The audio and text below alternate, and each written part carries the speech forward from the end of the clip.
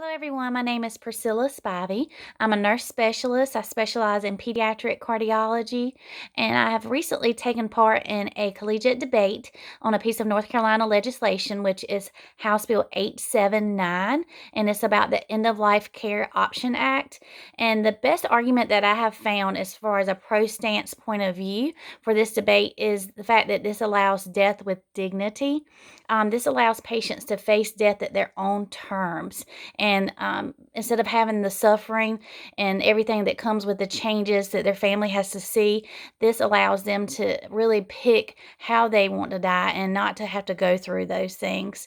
The best argument that I found against the End of Life Act is that this allows tools that we use for healing to be used as a tool for killing, and that kind of causes confusion and brings in a lot of moral and ethical concerns that we should focus, I feel, almost more on bringing peace and comfort to the patient and finding some other ways, because this can bring up issues as the patients may feel that they're a burden, and the physicians might start suggesting this rather than trying to prolong their life.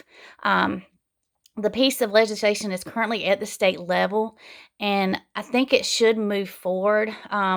One, because there are guidelines to this. It's not something that they're just going to put into place and let everyone just do as they please and in their life. This has a process of counseling and many things that they'll have to go through before they can come to that decision. And the education piece of it, as far as from a nursing standpoint, education is a big part and role in our patients' lives. So I think we'll still have that connection. And another reason that I'm for this is because I see so many patients that go through suffering, and their families have to see them in such a different way.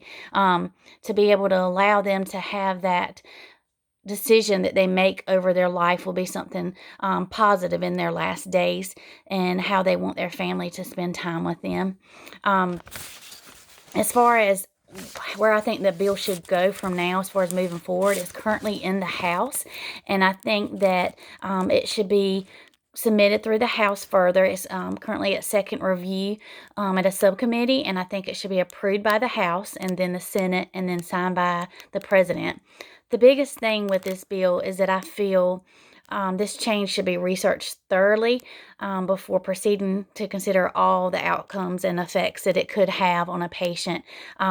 It may have, I feel that it's important that this may be made, not be made a mandatory thing for all physicians. It should be something that is allowed to be chosen if certain physicians want to do this in their office, so that the medical staff is not put in a situation that they feel that they have to work in an unmoral or unethical manner that's outside of their religion or comfort zone.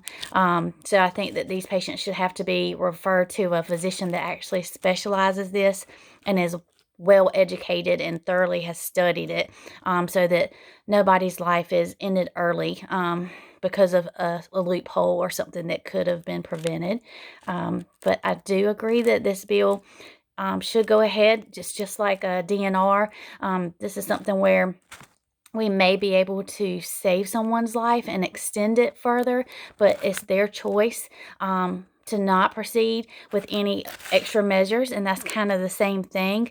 I know that the DNR was probably something hard to grasp when it first came along, and I think that this will be very hard for people to grasp the idea of also, but ultimately it's the patient's decision, and we need to stand by them and do everything we can to make their last days and their life better.